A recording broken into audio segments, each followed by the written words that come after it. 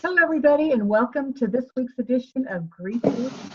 I'm Jan Moray, here with my co-host, Mona Duncan, and we have a couple of our regular visitors on today. So welcome, everybody, and for those of you joining us later, thanks for watching.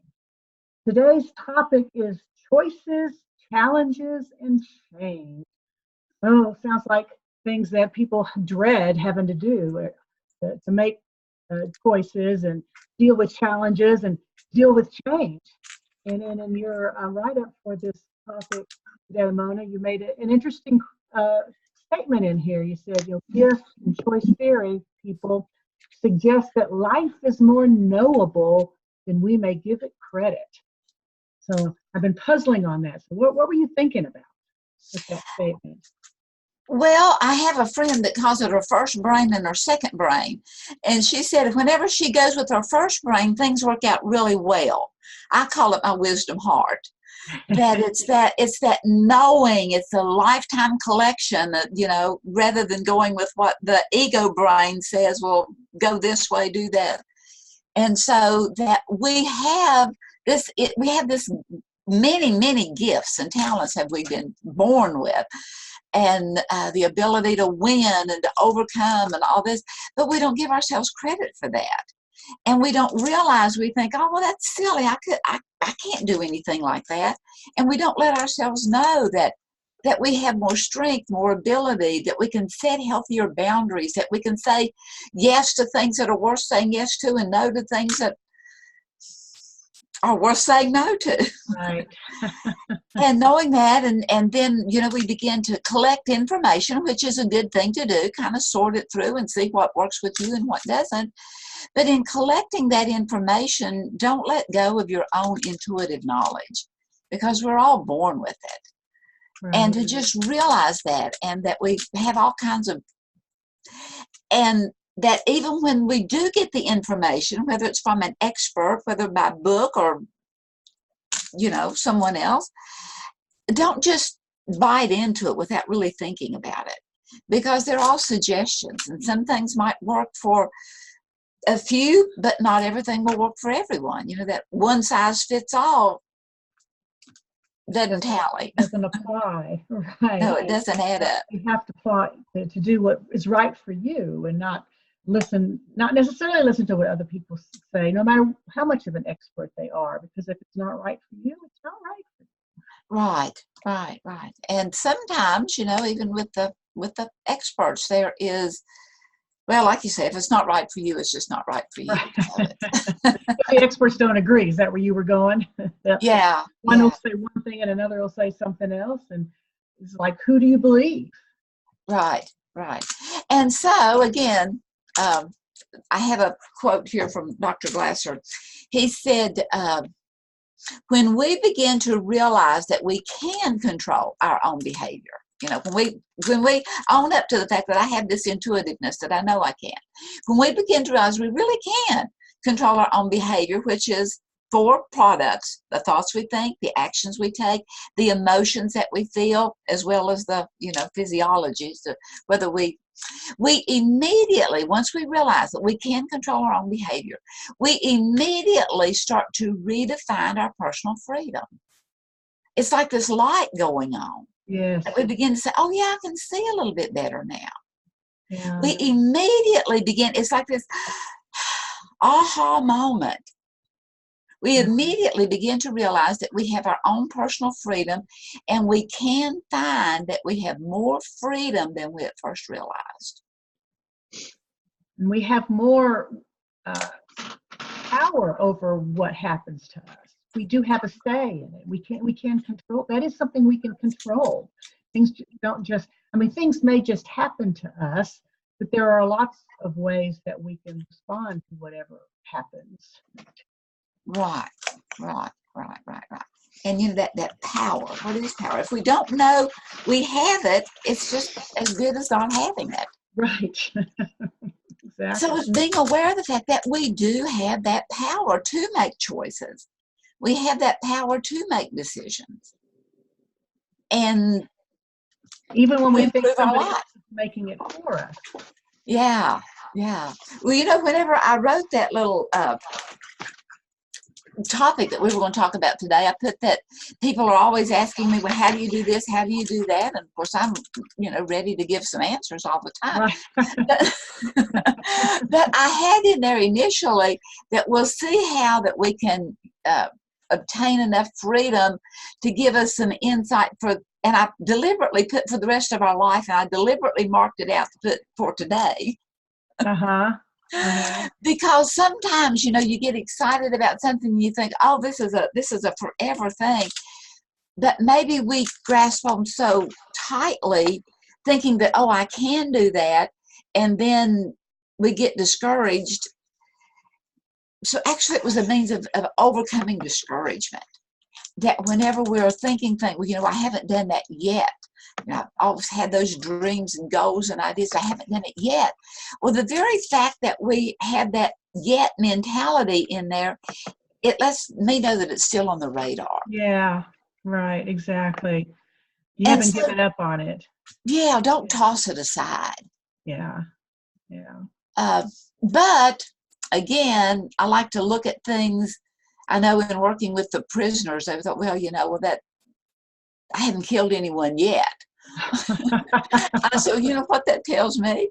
That tells me that you realize deep down inside that you have that potentiality, whether it is through robbing, raping, maiming, stealing, pillaging, or whether it's drunk driving, or just, you know, if we go with that, well, it hadn't happened yet, that's letting us know that there's something deep inside that knows that possibility is still there. And once we own it and get in touch with it, then we can either keep it and employ it because it's something I haven't done yet, but I can do it. Mm-hmm. Or we can begin to own it by saying, yeah, that is me, and I do pop off too quickly, and I do have too much anger, and I do have this, I am judgmental. We can own it, but unless we own it, we cannot dispose of it. Right. You know, our shadow side is that part of ourselves that we disavow. And if we don't own it, we can't do anything with it because we're saying it's not ours. We're denying it. We're denying it. Yeah, because anything you deny, you're suppressing. You don't want to think about it or talk about it. And if you don't address it, it doesn't go away on its own. As much as we'd like to think that if we ignore it, it's going to go away. But sometimes that makes it stronger. Right, exactly. And it's just, you know, I'll show you. And yeah, right. How can you dare say that about me? yeah. And so it's looking at the fact that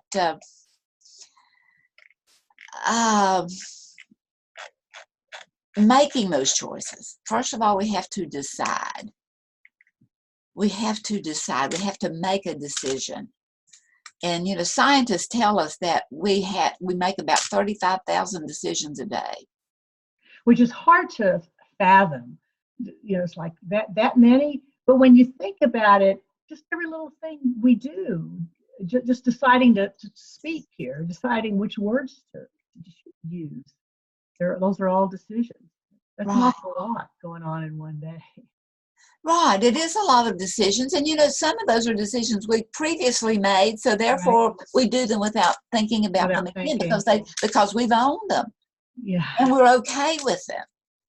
So it's as we realize that we have all these decisions to make, and the thing of it is, with our ever-expanding universe, there's more choices today than, you know, just go down the aisle of any store and see where at one time there may have been 5 different cereals and 2 different companies or 3 companies that was making this 5 different type of oat cereal.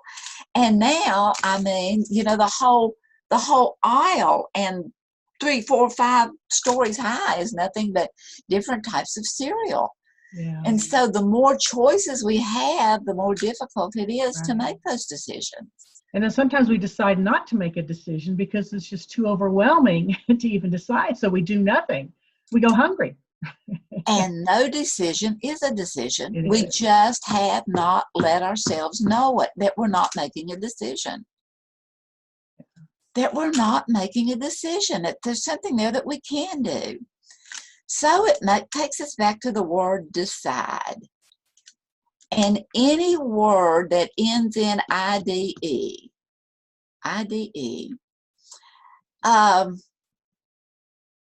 has the connotation to kill off. Oh. As in insecticide, homicide, suicide, decide. So you see, if we don't decide, we've killed off our chances. If no decision is a decision, but we may not like that decision because we just took it by killing off our own energy to overcome. Mm-hmm. And, you know, so it's making that decision and living with it, going with it, you know, weighing it and giving some energy to it and go with it at the whole time, realizing that we're testing it to see if it is productive or not, or if there needs to be any adjustments. Because, you know, we're always needing to make adjustments, and the more easily we can adjust, the smoother the ride. Right. And to be aware that just because you decided to go one direction, it might not be exactly the right direction you want to go, but doesn't mean that you just leave yourself on autopilot. You think about it and make conscious decisions along the way to self-evaluate, determine if that's really where you wanted to go. And if it is, you keep going, but if it's not, you change course a little bit, but you're staying conscious about what you decided and that you really are achieving what it was that you set out to do. Yes, yes. I mean, the moon, going to the moon, taking people, which we just celebrated the 50th year of 50th anniversary. 50th anniversary of astronauts landing on the moon. And I mean, that seemed like, a decision that when Kennedy said, by this time I want somebody on the moon. And they begin to, once you make that decision, that gives you the energy to begin to look at some possibilities, to begin to look for some answers, but at the same time, rather than saying this is it, hold it in suspension that it may be a part of it, but it may not be the whole thing. Because if we make those decisions too quickly and too hastily, and we go with them without realizing that there can be more out there that I don't yet know, then we become too rigid. Mm-hmm. We become too rigid, and we're talking again and again about our brain plasticity, but we need to let everything in us be a little bit more, have a little more wiggle room. More flexible, maybe? Yeah, be a little bit more flexible. Yeah. Because in that moonshot, supposedly 3% of the time they were off course that would have taken them out of the trajectory into infinity and beyond, that would definitely have been a far-reaching effect that could have not been brought back. Yeah. And so we are driving our own life car that Dr. Glasser gave us as that illustration of seeing us go through life, driving our own car, and we're in the driver's seat. And so whether we are driving that car or whether it is the artificially intelligence car that's driving the car, still with those radars out there, there is constant adjustment. Mm-hmm. I mean, when you're going down the road, you're always you're doing the steering wheel. It's not steady, right? Right. Very It's little, but so small adjustment.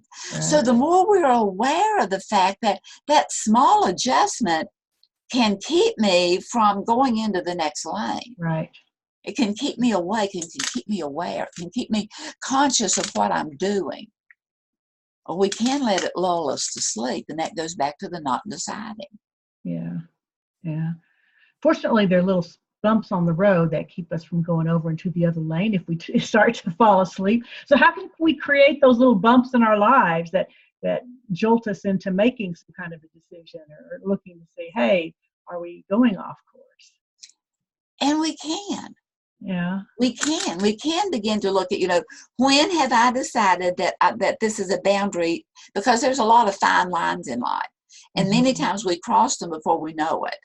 Yeah. Yeah. And so as we, give our own selves that wake up call, that fragrance that smells so good, and I want that donut, I want that cup of coffee, I want that whatever, as we let ourselves know, hey, that's use that as an alarm to wake us up. And I'm not saying don't eat the donut. I'm saying don't mindlessly eat the donut. Right. And the next thing you know, you've had 3 of them, right? Right. I'm reminded of, Zig Ziglar, back one time he was telling about the fact that his doctor had suggested that he lose weight, and he knew that he needed to. And so he began to look down, and being a person that, anyway, he really began to study it out, and his goal was 20 pounds. He wanted to lose 20 pounds. And so he looked at, in order to lose 20 pounds by this date, he looked at how much physical energy he might need to use as in exercise. He looked at how much non-food energy he may need to set aside to, not indulge in, so that the two energies would work together to have it. And he came to the conclusion that he only needed to lose 2 ounces a day. Okay. Only 2 ounces a day. And down to a little piece. Yeah. Anybody can do that. Yeah. And he was so confident that he could lose 2 ounces a day that he didn't start until 6 months later. Oh, really? And then did he succeed? Well, I think eventually he did. But my point in telling that is, how do we lie to ourselves? We make this goal, I want this, and we think we've already got it. And then we get more and more disgusted because, life isn't handing me what I've asked for. But yet, how are we making any inroads to get what we've asked for? To get what we really want, what we really need? But then why put it off 6 months? Even if we figure out that we only need to do a little bit each day, why not start today? Right. That's that big why. Yeah. And so if we go into those why, we won't ever get there, because we'll keep finding another thing to blame it on. Reason. Yes, absolutely. Yeah. So we've got to look at. It's so easy to find those things. So I can't do it today because of whatever. Because I've got somebody's birthday, and we're going out to dinner, and I really have to have some of that chocolate. And so you see, we really didn't decide. And that's that little IDE, and it killed it. Yeah. Because we give ourselves an easy out too easily. We do. Because we're not really convinced that that's what we want to do. We don't really, I think, we don't really believe in it enough if we allow something like that to change our mind, to use right. And of course, back to those beliefs, we do have, a lot of it has to do with the culture and the environment in which we were born into. We were born into an environment by chance. By chance. But we can choose very, very early. We can choose our environment by choice.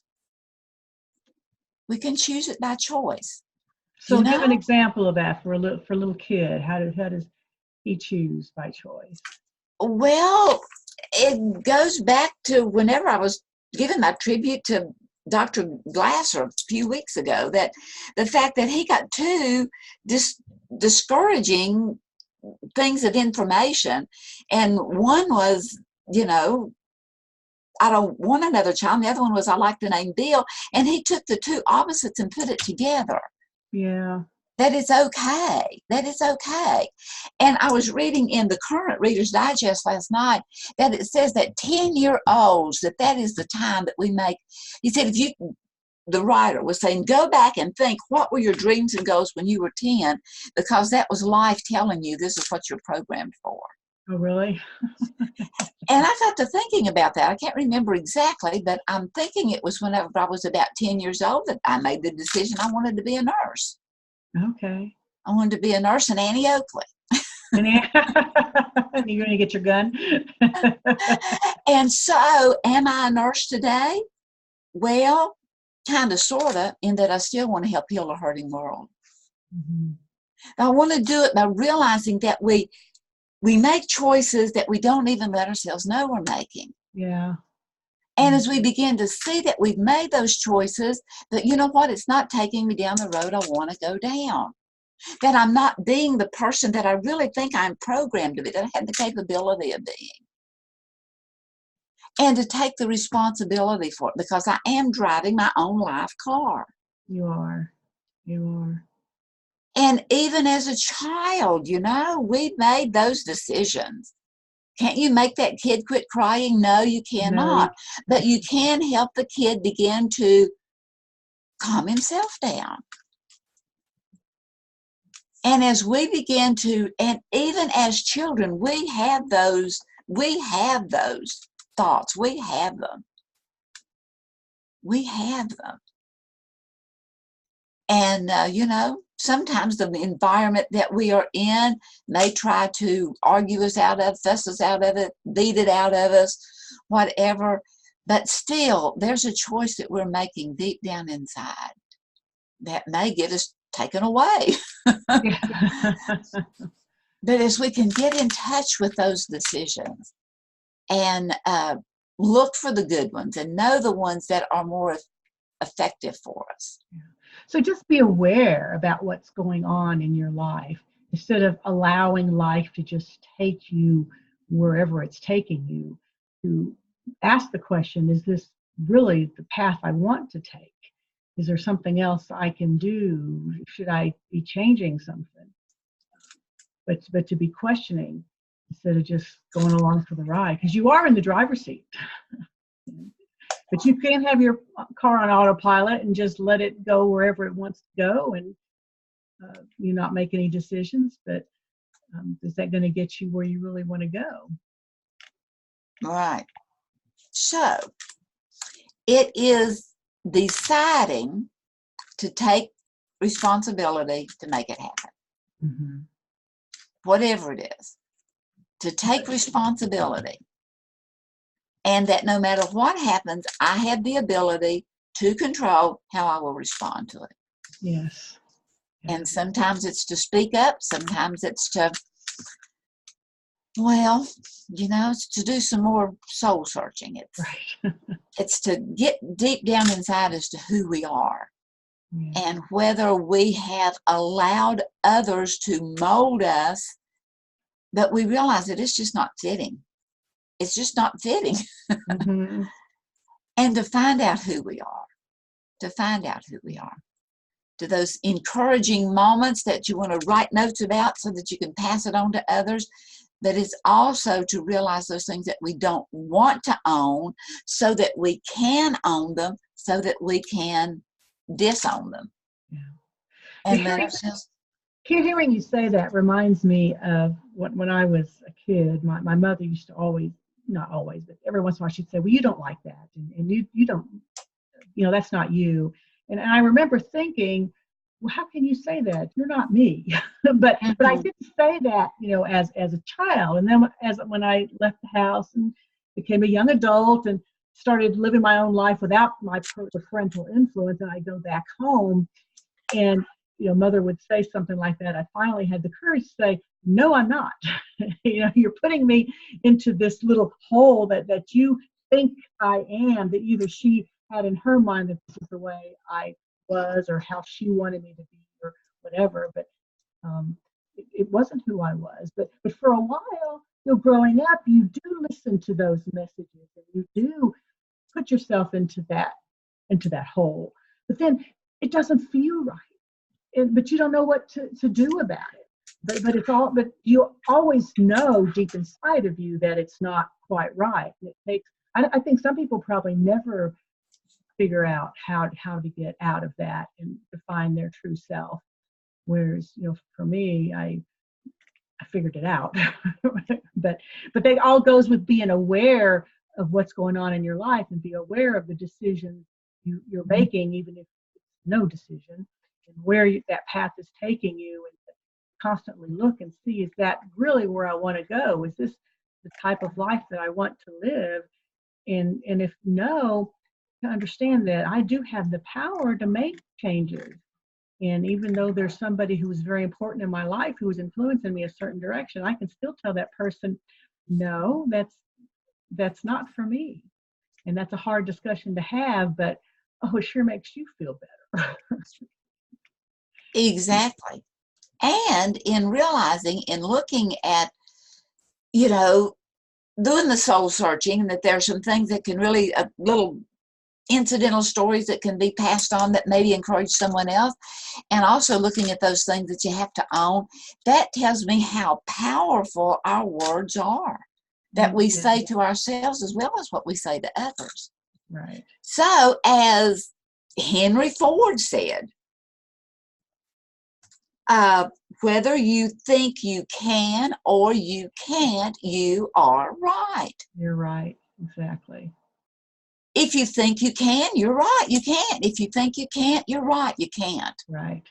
Now, you may not can take it all the way, but you know what? You can go further than it is. Yeah. And you can always ask for help. You can always ask for help. You can always get more information. Right. You don't have to do it alone. Or if you come to a decision that,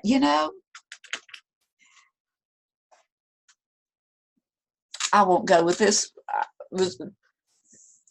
I just had a thought that I wanted to share, but I won't, because I don't want to offend anyone, and it would offend my sister had she ever watched this. So I won't go with that. And I don't deliberately ever want to offend anyone. There was a time I did, and thankfully I've moved past that. Yeah. Thankfully, that's not a part of my wisdom heart anymore. Sometimes that old ego comes up and says something like that. Right. It sure makes you feel good. Yeah. And that's not ever it. It's not only is it good for us, but is it good for others also?